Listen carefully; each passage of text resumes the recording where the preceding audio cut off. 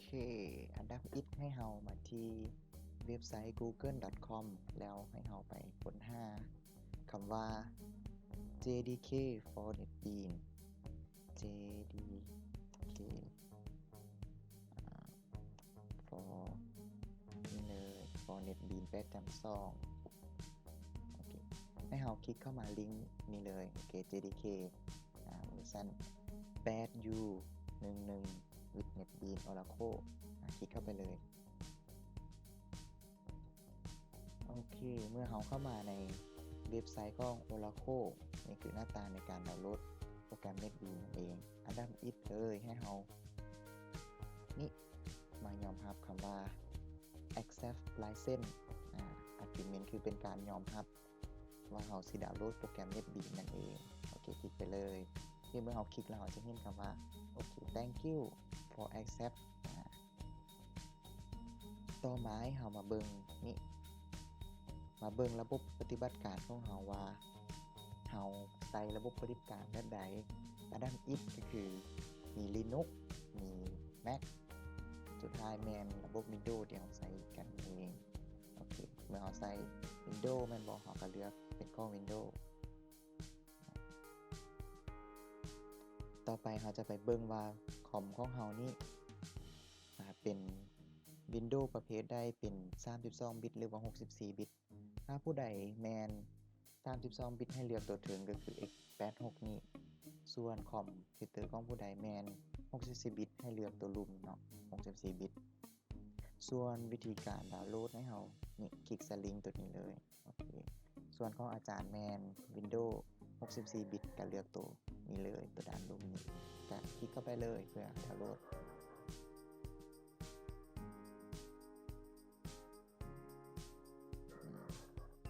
ให้เรากด start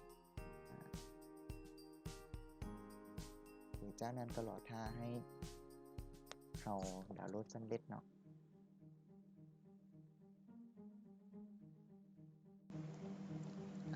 สำหรับใครที่ดาวน์โหลดโปรแกรม NetBeans เรียบร้อยแล้วก็ให้เข้ามาที่ตรงดาวน์โหลดนี่อาจจะเห็น NetBeans ส่วนของอาจารย์นี่โหลดมา2ตัวคือ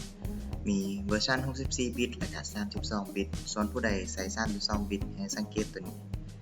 จะมี i586 เองส่วนอาจารย์แมนเวอร์ชัน64บิตก็แม่นตัวนี้ส่วนวิธีการติดตั้งให้เลือกตัวนี้เลยสำหรับ Windows 64บิต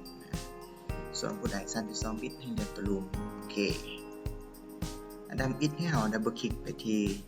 NetBeans นี่64บิตคลิกไปเลยโอเคก็รอถ้าแป๊บนึงจะให้โปรแกรมโอเคเลือก yes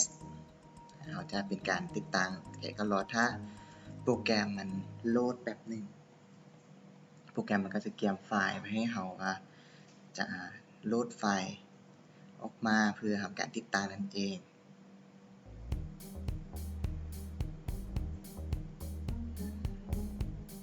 โอเคนี่ก็จะแมนหน้าต่างในการ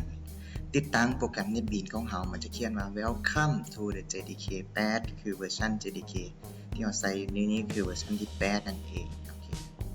ให้เราเลือกที่ Next โอเค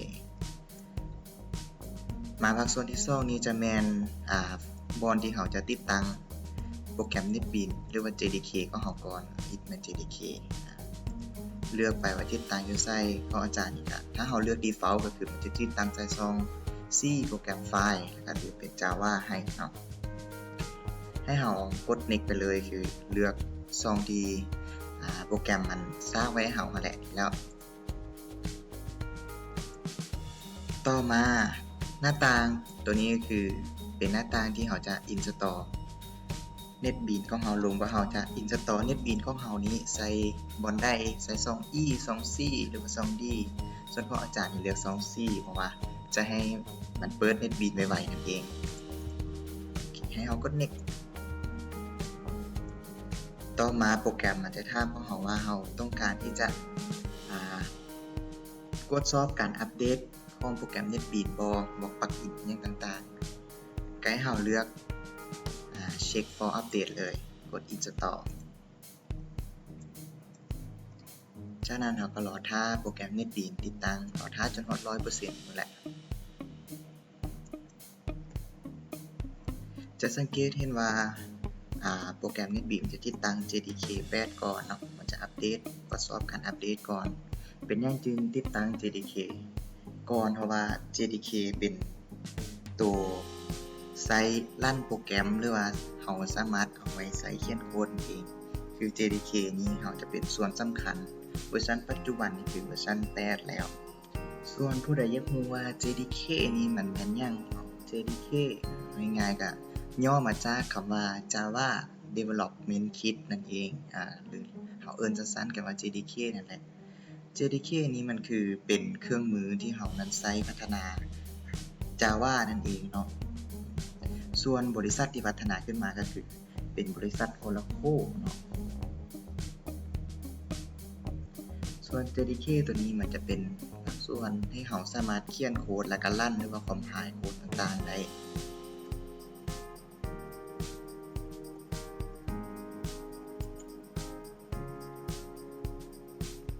ก็คือเมื่อก่อนเราติดตั้งโปรแกรม NetBeans นี้เราต้องโหลดไฟล์มาซ่อมไฟล์บ่เป็นไฟล์เดียวคือแบบนี้ก็คือเราจะดาวน์โหลด JDK ขึ้นมาก่อนติดตั้ง JDK ก่อนแล้วจึงติดตั้งโปรแกรม NetBeans แต่เดี๋ยวนี้ก็คือสบายแล้วคือเข้ายัดมันซ่อมโปรแกรมนี้ให้มาอยู่ในบนเดียวกันก็คือดับเบิลคลิกบัดเดียวอินสตอลบัดเดียวแล้วก็ได้เลยเนาะง่ายเดี๋ยวนี้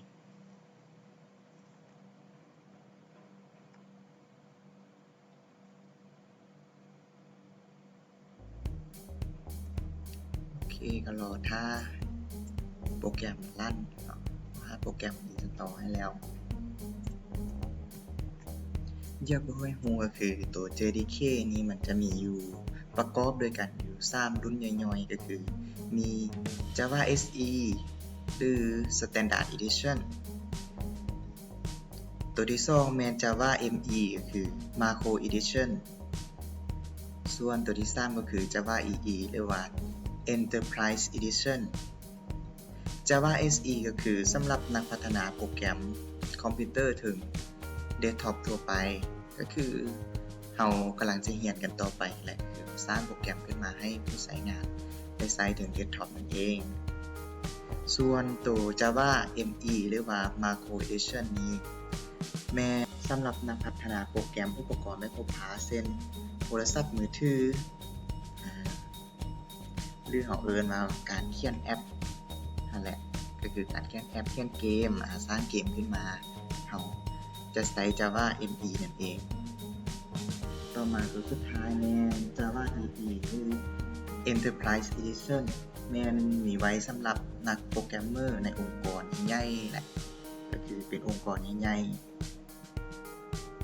ๆเพื่อเขาจะได้เขียนโปรแกรมแบบที่มีความใหญ่ขึ้นใช้ได้ดีหรือว่าใช้ได้หลากหลายขึ้นนั่นเองกันรอถ้าโปรแกรมแบบนึงส่วนของผู้ใดไหวก็สิ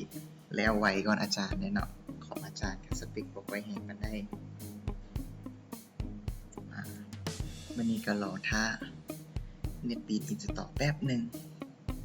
เมื่อกี้นี่คือเป็นการติดตั้ง JDK ต่อมาจะเป็นการติดตั้ง NetBeans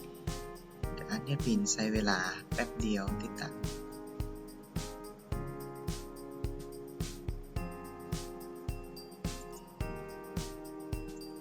โอเคเรียบร้อยแล้วเมื่อเราทำการติดตั้ง NetBeans เรียบร้อยแล้วมาหน้าตาตัวนี้ก็คือเป็นหน้าตาที่ติดตั้งโปรแกรมสำเร็จนั่นเองโอเคเรากด finish ไปเลยแล้วเรากลับไปเบิกที่หน้าจอจะสังเกตเห็นไอคอนของโปรแกรม NetBeans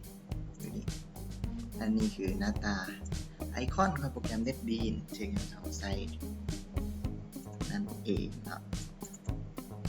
เปิดไป